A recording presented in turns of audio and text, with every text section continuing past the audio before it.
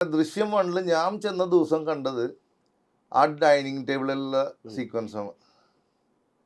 സത്യം പറഞ്ഞ ജിത്തു ആക്ഷൻ പറഞ്ഞിട്ട് ഞാൻ ഈ പുള്ളി അഭിനയിക്കുക എന്ന് നമുക്ക് മനസ്സിലാവണം. കാരണം പുള്ളി കറക്റ്റായിട്ട് ഭക്ഷണം കഴിക്കുന്നു, ആ പാത്രം എടുത്ത് നീക്കി വെച്ച് അവർക്ക് കൊടുക്കുന്നു. അപ്പോൾ ഇതിൻ്റെ അകത്തൊക്കെ പുള്ളി കാണുന്ന മൈന്യൂട്ട് കാര്യങ്ങൾ നമ്മൾ സ്ക്രീനിൽ ഇപ്പുറത്തെ മോണിറ്ററിൽ കാണുമ്പോഴാണ് നമ്മൾ അതിൻ്റെ പുള്ളി ഇത്രയും ഡീറ്റെയിൽ ആയിട്ടാണ് ഇത് ചെയ്തിരിക്കുന്നത്. അപ്പോൾ അതുകൊണ്ട് പുള്ളിയുടെ ഓരോ സാധനങ്ങളും പുള്ളി ചെയ്യുമ്പോൾ അതിൻ്റെ ഡീറ്റെയിൽസ് അവിടെ തൊട്ട് ഞാൻ ക്യാച്ച് ചെയ്യാൻ തുടങ്ങിയാണ്. അപ്പോൾ നമുക്കത് മ്യൂസിക് ചെയ്യുമ്പോഴാണെങ്കിൽ ചിലപ്പോൾ ഒരു സിംഗിൾ നോട്ടായിരിക്കും അവിടെ അത് വേണ്ടി വരിക. അതുകൊണ്ട് തന്നെ നമുക്കത് എക്സ്പ്രസ് ചെയ്യാൻ പറ്റും, നമുക്ക് കാണിച്ചു കൊടുക്കാൻ പറ്റും. ഇപ്പോൾ ഓഡിയൻസ് ചില മ്യൂസിക് ആ സീനിനെ സപ്പോർട്ട് ചെയ്യാൻ വേണ്ടി ഉപയോഗിക്കും. അതായത് ഇപ്പോൾ നിങ്ങൾ ശ്രദ്ധിച്ചാൽ എൻ്റെ ആ തുപ്പുന്ന ആ വെള്ളം തുപ്പി പുള്ളി പോകുന്ന ആ സീക്വൻസിൻ്റെ അകത്ത് നമ്മളവിടെ ഒരു മ്യൂസിക്കിൻ്റെ വളരെ ഒരു മ്യൂസിക് കൊടുത്തിട്ടുണ്ട്. അതായത് ഫാമിലിക്ക് എന്താണ് മനസ്സിലായത്, അത് പുള്ളി ഹാപ്പിയാണ്. പക്ഷെ ഇത് കഴിഞ്ഞിട്ട് പുള്ളിയുടെ അവസ്ഥ വേറെയാണ്. അപ്പൊ ഇതിന്റെ ഇടയിലുള്ള കുറെ കാര്യങ്ങൾ നമുക്ക് ഈ ലാലേട്ടനൊക്കെ അഭിനയിക്കുമ്പോൾ ഭയങ്കര ഡീറ്റെയിലിംഗ് ഉണ്ട് ഇവരുടെ. ഇത് കണ്ടിട്ട് അതിൻ്റെ അകത്തേക്ക് ചെയ്യാനൊക്കെ ഭയങ്കര ഇഷ്ടമാണ് സത്യം പറഞ്ഞത്. നല്ല ആക്ടേഴ്സിന്റെ കൂടെ വർക്ക് ചെയ്യുമ്പോൾ ഏറ്റവും വലിയ പോസിറ്റീവ് സാധനങ്ങളാണ്, ഡീറ്റെയിൽസ് ഉണ്ടാവും. അപ്പോൾ അന്ന് ആ ഭക്ഷണം എടുത്തു നോക്കുമ്പോൾ പുള്ളി ആ കറി പാസ് ചെയ്യണൊക്കെ കാണുമ്പോൾ ബാക്കിയുള്ള ആക്ടേഴ്സ് അവിടെ ഇരിക്കുന്നുണ്ട്, അവരോട് മറ്റേ ഭക്ഷണം കഴിക്കാൻ പറഞ്ഞിട്ട് അവർ ഭക്ഷണം കഴിക്കുന്നുണ്ട്. പക്ഷേ ഈ പുള്ളി അത് കോർഡിനേറ്റ് ആണ്. ആ ഫാമിലിയുടെ തല എന്ന് പറയുന്ന ഒരാളിരുന്നിട്ട് അത് കോർഡിനേറ്റ്, ആ ഡൈനിങ് ടേബിളിൽ പുള്ളി ചെയ്യുന്ന ഓരോ പ്രവൃത്തിയും ഇപ്പം നമ്മളൊക്കെ നമ്മുടെ വീട്ടിൽ നമ്മൾ കറി അപ്പുറത്ത് പിള്ളേരിക്കുമ്പോൾ നമ്മളെടുത്ത് കൊടുക്കുന്ന അതേ അത്രയും ജെന്യൂനാണ് ആ സാധനങ്ങൾ. പിന്നെ ഈ ജിത്തു ജോസഫിന്റെ ഒരു കഠിനാധ്വാനത്തെ പറ്റിയിട്ട് എന്നോട് അദ്ദേഹത്തിന്റെ സുഹൃത്തായിട്ടുള്ള മൃണാൾ എന്നുള്ള ഫുഡ് ബ്ലോഗർ പറയുമ്പോൾ ഈ സിനിമയുടെ ഒരു തോട്ട് വന്നപ്പോൾ തൊട്ടിട്ട് എല്ലാ ദിവസവും 3 മണിക്ക് എഴുന്നേറ്റിട്ടാണ് ഇദ്ദേഹം ഇത് എഴുതി തീർക്കുന്നത്. എന്നിട്ടാണ് അദ്ദേഹം ഇപ്പോൾ വലതുവശത്തെ കാണുന്ന പോലത്തെ സിനിമ ഷൂട്ട് ചെയ്യാൻ വേണ്ടി പോകുന്നത്. അപ്പം നമ്മൾ പലപ്പോഴും ഇതിൻ്റെ ഒരു ഗ്ലോറി കാണാറുണ്ട് വിജയത്തിൻ്റെ, പക്ഷെ അതിൻ്റെ മുന്നിലത്തെ ഒരു ഹാർഡ് വർക്ക് അല്ലെങ്കിൽ കൺസിസ്റ്റൻ്റ് ആയിട്ടുള്ള എഫേർട്ട്, ജിത്തു എന്നുള്ള ഹാർഡ് വർക്ക് ചെയ്യുന്ന മനുഷ്യനെ ഒന്ന് സംസാരിക്കുക, അദ്ദേഹത്തെ പറ്റി സംസാരിക്കുക. ഞങ്ങൾ മെമ്മറൈസ് ചെയ്യുമ്പോഴേ ഒരു ഹർത്താൽ ഉണ്ടായിരുന്നു, ഒരു ഡേ ഹർത്താലായിരുന്നു. അപ്പോൾ പുള്ളി അന്ന് വരാമെന്ന് പറഞ്ഞിട്ടുണ്ടായിരുന്നു. അപ്പം ഞാൻ ഹർത്താലാണല്ലോ, പുള്ളി വരില്ലായിരിക്കും. പുള്ളി ഒരു ലുങ്കി എടുത്ത് സൈക്കിൾ കെട്ടി വന്ന ആളാണ് പുള്ളി കടവന്ത്രയുന്നത്.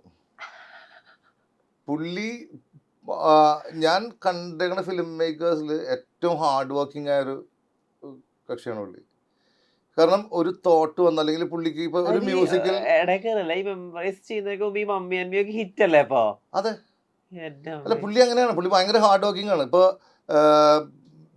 രാവിലെ 6 മണിക്കായിരിക്കും ചിലപ്പോൾ നമ്മളെ വിളിക്കും, 5:45 6 മണിക്കൊക്കെ പുള്ളി വിളിച്ചിട്ട് അല്ലേ അതെ അവിടെ ഇങ്ങനെ ഒരു സാധനം നമുക്ക് ആലോചിച്ച് എങ്ങനെ ഇരിക്കും അങ്ങനെ. അതായത് ഊണിലുറക്കത്തിലൊക്കെ പുള്ളിക്ക് ഈ സാധനമാണ്. വന്ന് ഇവിടെ വന്ന് അത് കണ്ടു, ഞങ്ങൾ ചർച്ച ചെയ്ത് ഇത് കഴിഞ്ഞപ്പോൾ ഞാനിങ്ങനെ ആലോചിച്ചുകൊണ്ടിരിക്കുന്നു. സാധാരണ വേറെ ആരെങ്കിലും ആണെങ്കിൽ ഇന്നത്തെ ദിവസം നമുക്ക് റെസ്റ്റ് എടുക്കുക എന്നുള്ളതാണ്. അതങ്ങനെയല്ല, പുള്ളിക്കൊരു സാധനം പുള്ളി തീരുമാനിച്ചു കഴിഞ്ഞാൽ അതന്നെ അതിൻ്റെ അറ്റത്ത് പോയിരിക്കും പുള്ളി. ഭയങ്കര ഡീറ്റെയിൽ, അതും സ്റ്റോറി നറേറ്റ് ചെയ്യണതൊക്കെ അതിൻ്റെ ഡീറ്റെയിലിംഗ് ഒക്കെ അത്ര ഭയങ്കര രസമായിട്ട് പുള്ളി പറഞ്ഞുതരും.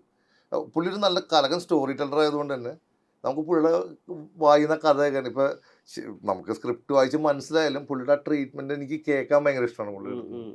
കാരണം അതിൻ്റെ അകത്ത് ക്രെയിൻ മൂവ്മെൻറ്റ്സ് ആയാലും ജിമ്മി ജിപ്പിൻ്റെ മൂവ്മെൻറ്റ്സ് ആയാലും അലയൻസസ് ആയാലും പുള്ളി പിടിക്കുന്ന ഓരോ സാധനത്തിലും നമുക്ക് അതിൻ്റെ താളം കിട്ടും. ഇപ്പോൾ സിനിമയിൽ ഞാൻ പറയാറുള്ള ഒരു കാര്യമുണ്ട്, സിനിമയുടെ താളം അതിൻ്റെ അകത്ത് ഉണ്ട്, ആ ഡയറക്ടർക്ക് ഉള്ളതാണ് അതിൻ്റെ താളം, അതിനകത്ത് ആക്ടേഴ്സിൻ്റെയാണ് താളം. അപ്പോൾ ആ ഓവറോൾ ഫിലിമിൻ്റെ ഒരു താളം, അതിൻ്റെ പേസൊക്കെ നമ്മൾ കണ്ടെടുക്കുന്നത് അതിൽ നിന്ന് തന്നെയാണ്. അല്ലാണ്ട് നമ്മൾ വീട്ടിൽ വേറെ ഒരു സാധനം കൊണ്ടുവരാന്ന് പറഞ്ഞാൽ അങ്ങനെയല്ല. അത് ആ സീൻ കണ്ടിട്ട് അതിൻ്റെ എഡിറ്റ് ഒരു താളമാണ്. അപ്പോൾ ഇവരുടെ എല്ലാ സാധനം, അപ്പോൾ ജിത്തുവിൻ്റെ പ്രത്യേകിച്ച് ജിത്തു ഇങ്ങനെയുള്ള കാര്യങ്ങളിൽ ഭയങ്കര കണിശകാരനാണ്. ഇതാണ് അതിൻ്റെ മൂവ്മെൻ്റ് എന്ന് പറഞ്ഞു കഴിഞ്ഞാൽ എനിക്ക് പേടിക്കാനില്ല. ദൃശ്യം 2 കോടതി സീക്വൻസിൻ്റെ നിങ്ങൾ കണ്ടു കഴിഞ്ഞാൽ അതിനകത്ത് കണ്ടമാനം മൂവ്മെന്റ്സ് ഉള്ള ഷോട്ടാണ്. ആ സംഭവം സിനിമയ്ക്ക് മുമ്പ് ചെയ്തതാണ് ഞങ്ങൾ, സിനിമയ്ക്ക് ഷൂട്ട് ചെയ്തിട്ടില്ല. അതെ അത് സിനിമയ്ക്ക് മുന്നേ ചെയ്തത്. അത് ഒരാൾക്കും മനസ്സിലാവില്ല, പക്ഷേ അതിൻ്റെ റിയാലിറ്റി അത് തന്നെയാണ്. കാരണം പുള്ളിക്കാരൻ ഇവിടെ വന്നിരുന്നിട്ട് ഇതിൻ്റെ മൂവ്മെൻറ്റ് മൊത്തം പറയും ഇങ്ങനെയായിരിക്കും, ലാലേട്ടൻ ഇങ്ങനെ ഒരു ചാർജ് ഉണ്ട്, ഇന്ന സാധനം എന്ന് പറഞ്ഞാൽ അത് നമ്മളെടുത്ത് വെച്ചത് കറക്റ്റ് ആയിരിക്കും. അത്രയും പെർഫെക്റ്റ്, അത്രയും ഹാർഡ് വർക്ക് ചെയ്യുന്നുണ്ട് പുള്ളി അതിനകത്ത്. അത് പിറ്റേ ദിവസം രാവിലെ എനിക്കത് മാറില്ല, കറക്റ്റ് ലോക്കായിരിക്കും. അങ്ങനെയുള്ള കുറേ സാധനങ്ങളുണ്ട്, ഒത്തിരി ക്വാളിറ്റീസ് ഉള്ള വിഷയമാണ് പുള്ളി. ഇദ്ദേഹമായിട്ടുള്ളൊരു സൗഹൃദം എപ്പോഴാ തുടങ്ങുന്നത്? അതാണ് ഇപ്പം ആദ്യം പുള്ളി ഇവിടെ വന്നത് സെജോന് വേണ്ടിയിട്ട് മറ്റേ മൈ ബോസ് ചെയ്യുന്ന സമയത്ത് എൻ്റെ പാട്ടിൻ്റെ ഓർക്കസ്ട്ര ചെയ്യാൻ വേണ്ടിയിട്ടാണ്. അപ്പോൾ ഞാൻ വേറെ പ്രൊജക്റ്റുകളിൽ ബിസി ആയിരുന്നതിൻ്റെ എനിക്കന്ന് പറ്റിയില്ല. അപ്പോൾ പുള്ളി എൻ്റെ വർക്ക് അവിടെ കേട്ട സമയത്ത് പുള്ളി പറഞ്ഞു നമുക്ക് എപ്പോഴെങ്കിലും കൂടണമെന്നൊക്കെ പറഞ്ഞ് പോയി. ഞങ്ങൾ രണ്ടുപേരും മറന്നുപോയി. വിസാജ് എന്ന് പറഞ്ഞിട്ടൊരു എഡിറ്റർ ഉണ്ട്, പുള്ളിക്കാരനാണ് ഞങ്ങൾ കണക്ട് ചെയ്തത്. അപ്പോൾ ഞാൻ ആദ്യത്തെ പടം കഴിഞ്ഞിട്ട് ഞാൻ ഇനി സ്ക്രിപ്റ്റ് വായിക്കാതെ സിനിമ ചെയ്യില്ല എന്ന് പറഞ്ഞിട്ട്, കാരണം ആ സമയത്ത് ഒത്തിരി ആഡ് ചെയ്യണ്ടായിരുന്നു. അപ്പോൾ ആദ്യത്തെ പടം ചെയ്തത് തന്നെ സ്ക്രിപ്റ്റ് ഒന്നും ഇല്ലാതെ വർക്ക് ചെയ്തപ്പോൾ അതിൻ്റെ ബുദ്ധിമുട്ടുകൾ എന്താണെന്ന് എനിക്ക് മനസ്സിലായി. കാരണം നമുക്ക് അങ്ങനെ ശീലമില്ല, അസിസ്റ്റ് ചെയ്ത് ശീലമുണ്ട്, പക്ഷേ ഒരിക്കലും നമ്മൾ ഇൻഡിപെൻഡൻറ്റ് കമ്പോസർ ആകുമ്പോൾ ഡിഫറെൻ്റ് ആണ്. അപ്പോൾ അങ്ങനെ ഇപ്പുറത്ത് ഞാൻ സാറിൻ്റെ അടുത്ത് പറഞ്ഞ് ഇനി സ്ക്രിപ്റ്റ് കിട്ടാതെ ഞാൻ ഒരുത്തൻ്റെയും പടം ചെയ്യില്ല എന്ന് പറഞ്ഞ് നടക്കുന്ന സമയത്ത് ജിത്തു മെമ്മറീസിൻ്റെ സ്ക്രിപ്റ്റായിട്ട്, അതായത് ഞാൻ സ്ക്രിപ്റ്റ് വായിച്ച് ഇതിൻ്റെ കഥ കേൾക്കാതെ ഒരുത്തിനും എൻ്റെ മ്യൂസിക് ചെയ്യണമെന്ന് പറഞ്ഞ് നടക്കുന്ന സമയമായിരുന്നു. അപ്പോൾ അങ്ങനെ വന്ന് ഞങ്ങൾ സാധനം പറഞ്ഞ് എൻ്റെ സ്പേസിൻ്റെ അഡ്രസ്സ് കൊടുത്ത്, അപ്പോൾ പുള്ളി അവിടെ നിന്ന് കാർ ഓടിച്ച് വന്ന്, അപ്പോൾ ഇടയ്ക്ക് ഞാൻ പറഞ്ഞു അങ്ങനെ നമുക്ക് എവിടെയെങ്കിലും കാപ്പി പിടിക്കാൻ കൂടാന്ന് പറഞ്ഞപ്പോൾ ഞാനും അങ്ങോട്ട് ചെന്ന് ഞങ്ങൾ തമ്മിൽ കണ്ടപ്പോഴാണ് ഈ പുള്ളിയായിരുന്നു എന്ന് ഞാനും ചിന്തിക്കുന്നത്, നിങ്ങളായിരുന്നു എന്ന് പറഞ്ഞിട്ടും അങ്ങനെയാണ് ഞങ്ങളുടെ ഫസ്റ്റ് ഇത്. അപ്പോൾ ഞാൻ പുള്ളിയുടെ അടുത്ത് പറഞ്ഞ് വേറെ ഒന്നുമില്ല, അപ്പോൾ എന്താ താൻ സ്ക്രിപ്റ്റ് ഇല്ലാണ്ട് ചെയ്യില്ല എന്ന് പറഞ്ഞു. ഞാൻ പറഞ്ഞു എനിക്കൊരു അബദ്ധം ആദ്യം പറ്റി.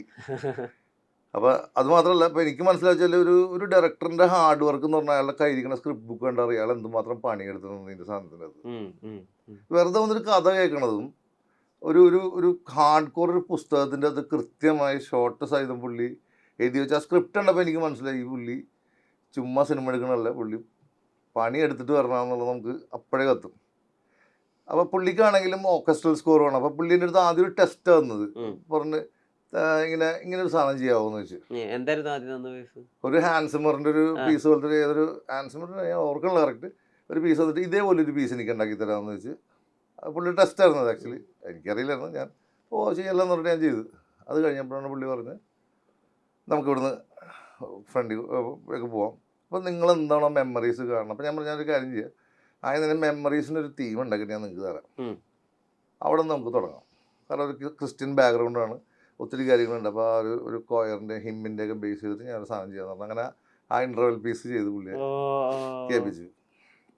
അത് പുള്ളിക്ക് ഭയങ്കര ഇഷ്ടമായി. അപ്പോൾ അവിടെ നിന്നാണ് ഞങ്ങൾ എൻറ്റയർ കാര്യങ്ങൾ എടുക്കണം. അപ്പോൾ ഒത്തിരി സംസാരിക്കും, ഒത്തിരി ഈ പറഞ്ഞ പോലെ ചർച്ച ചെയ്യും. അത് കഴിഞ്ഞിട്ട് ഒരു സൗണ്ട് സ്ക്രിപ്റ്റ് ചെയ്തിട്ടുണ്ടാക്കും മൊത്തമായിട്ട് ഈ പടത്തിൻ്റെ എവിടെയൊക്കെ മ്യൂസിക്, എങ്ങനെയൊക്കെ മ്യൂസിക്, എന്ത് ഇമോഷൻ, ഇതിൻ്റെ ഒരു ചാർട്ട് ഫുള്ളായിട്ട് ഉണ്ടാക്കും. ഇപ്പോൾ ഈവൻ ഇവിടെ മഴയുണ്ട്, അപ്പോൾ എങ്ങനത്തെ മഴയായിരിക്കും, എത്ര ഡെൻസിറ്റി ഉള്ള മഴയായിരിക്കും. അപ്പോൾ കാരണം ഇപ്പം നിങ്ങൾ ശ്രദ്ധിച്ച ഇപ്പം ദൃശ്യത്തിലായാലും അവർ ആ ബോഡി അമ്മയും മകളും കൂടി എടുത്ത് ഇതിൻ്റെ അകത്ത് കുഴിക്കകത്തേക്ക് ഇടുന്ന സമയത്ത് ഭയങ്കര മഴയാണ് ആ സമയത്ത്. അപ്പോൾ അവിടെ ഭയങ്കര ഒരു മ്യൂസിക് ചെയ്ത ആ മഴയുടെ എല്ലാ ഭംഗിയും പോകും. കാരണം നമുക്ക് ആളുകൾക്ക് അതിൻ്റെ അകത്ത് ഫിയറാണ് വേണ്ടത്. അപ്പോൾ അവിടെ ഒത്തിരി വലിയ മ്യൂസിക് ചെയ്താൽ വർക്കാവില്ല. അപ്പോൾ ഞാൻ ചോദിക്കും, ജിത്തു ഭയങ്കര മഴയുള്ള രാത്രിയാണോ എന്താണ്? അപ്പോൾ ജിത്തു ഭയങ്കര ഡീറ്റെയിൽ ആയിട്ട് പറഞ്ഞു തരും. അപ്പോൾ ഈവൻ സൗണ്ട് ഡിസൈൻകാരായിട്ട് നമ്മൾ സംസാരിക്കുമ്പോഴും നമുക്ക് ഈസിയാണ്. ഇപ്പോൾ ചിലപ്പോൾ ജിത്തിൻ്റെ അടുത്തോട് അവർക്കൊന്നും പറഞ്ഞോളൂ എന്താണ് നമ്മൾ ഉദ്ദേശിക്കുന്നത് എന്നുള്ളത് പറയാൻ പറയും. അപ്പോൾ ആ സമയത്തൊക്കെ നമുക്ക് പറയാൻ ഭയങ്കര ഈസിയാണ്. പുള്ളിയുടെ കാഴ്ച പുള്ളി കൃത്യമായി പറഞ്ഞു തരും. ഇപ്പോൾ പുള്ളി ആ വാഴക്കൊല വെട്ടാനായിട്ട് വണ്ണിൽ നിൽക്കുന്ന സമയത്തൊക്കെ പുള്ളി ആ മണ്ണിൽ വെട്ടുമ്പോൾ പുള്ളി ജിത്ത് പറയും, ഇവിടെ നമ്മൾ സാധാരണ പറമ്പിൽ കിളക്കില്ലേ, അങ്ങനെ കൃത്യമായിട്ട് പറഞ്ഞു തരും ഓരോരോ കാര്യങ്ങൾ. പിന്നെ അവരുടെ തമ്മിലുള്ള കെമിസ്ട്രി, ആ റൊമാൻസ്. അപ്പോൾ പുള്ളി പറയും 25-കാരൻ്റെ റൊമാൻസ് അല്ല, 45-കാരൻ്റെ റൊമാൻസ്. അത് മാത്രമല്ല അയാൾക്ക് ഒരു ഫാമിലി ഇല്ല, അയാൾക്ക് എല്ലാം ഇവരാണ്.